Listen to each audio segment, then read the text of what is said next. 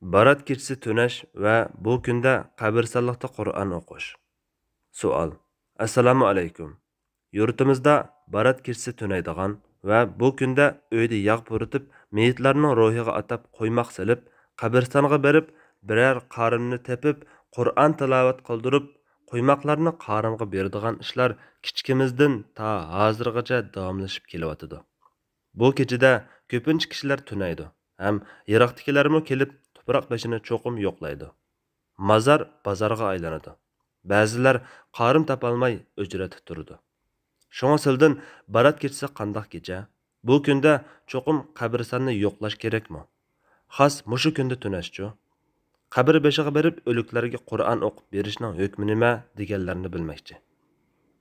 Javob. Va alaykum assalom va rahmatullohi va barakatuh. Barliq hamd sana Janobi Allohga bo'lsin.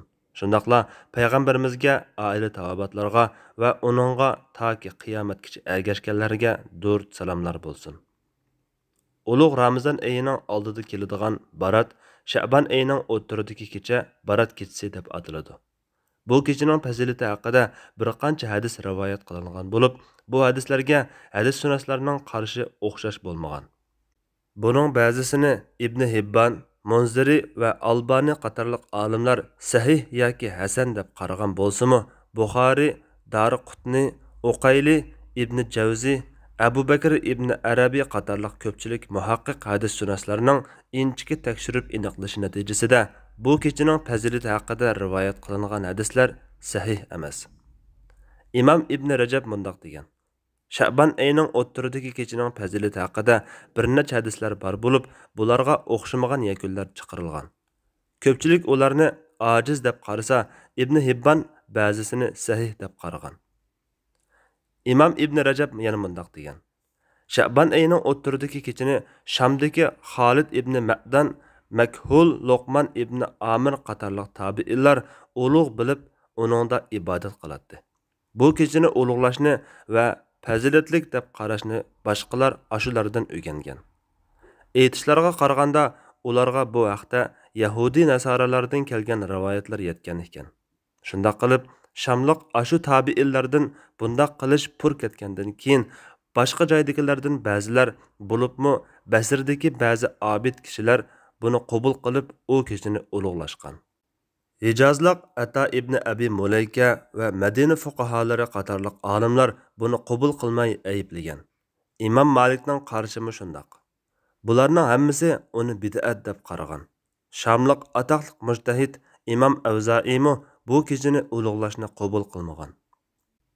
Imom Abdullah ibn Mubarak Sha'ban oyining o'rtasidagi kechada Allohning tushadiganligi haqida so'rg'uchiga: "Hay beg'araz, o'rtasidagi kechadalanma, har kechada tushadi" degan.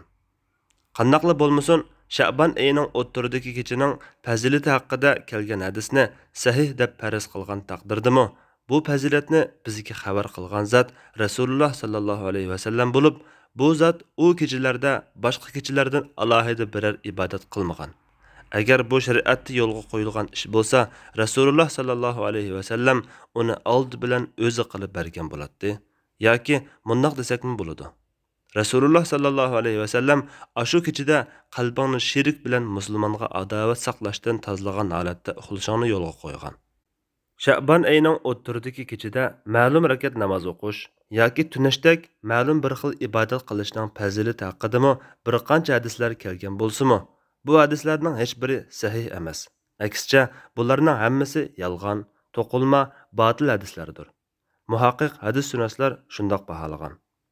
Bundoq ibodatlarni belgilovishning bid'at ekanligida ko'pchilik olimlar ittifoq. Shamliq tabiinlar Imom Shafiiy, Ishaq ibn Rahoviy qatorliq olimlar bu kechada tunab ibodat qilishni mustahab deb qaragan. Endi sahih hadislarda kelgani bo'lsa, Sha'ban oyida ko'p ro'za tutishning fazilatli ekanligidir. Abu Salama rivoyat qiladi-ki, Aisha radhiyallohu anha mundoq degan: Rasululloh sallallohu alayhi vasallam biz uni to'xtamay ro'za tutadigan o'xshaydi deb qolganiga qadar tutatdi. Ro'za tutmagandimi biz uni endi ro'za tutmaydigan o'xshaydi deb qolgan qadar tutmaydi.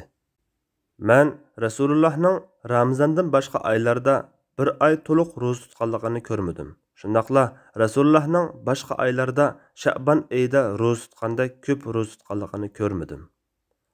Abu Salama rivoyat qiladiki, Aisha radhiyallohu anha mundaq degan: Rasululloh sallallohu alayhi vasallam hech qaysi oyda Sha'ban oyida ro'za tutganda ko'p ro'za tutmaydi.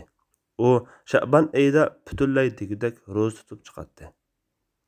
Osama ibn Zayd rivoyat qilib deydiki, u Rasululloh sallallohu alayhi vasallamga janoblarining boshqa hech bir oyda Sha'ban oyidagidek ko'p ro'za tutganlarini ko'rmadim deganda, Rasululloh sallallohu alayhi vasallam bu Rajab bilan Ramazon oraliqidagi kishilar to'ymay g'aflatda o'tkazadigan bir oydir. U yana butun amal ibodatlar olamlarning Parvardigoriga ko'tariladigan oydir. Shunga men amallarimning ro'zdor holatimda ko'tarilishini yoqtiraman degan.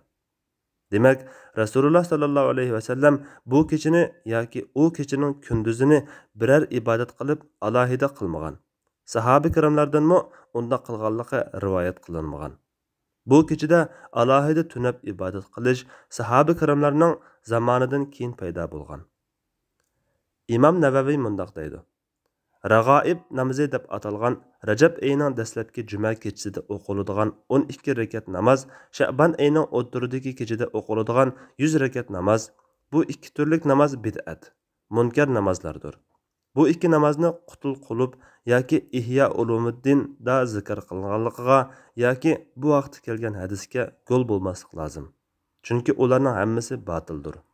Bularni anqirolmay mustahab deb risola yozib salgan ba'zi imomlarga ergishib ketmaslik lozim.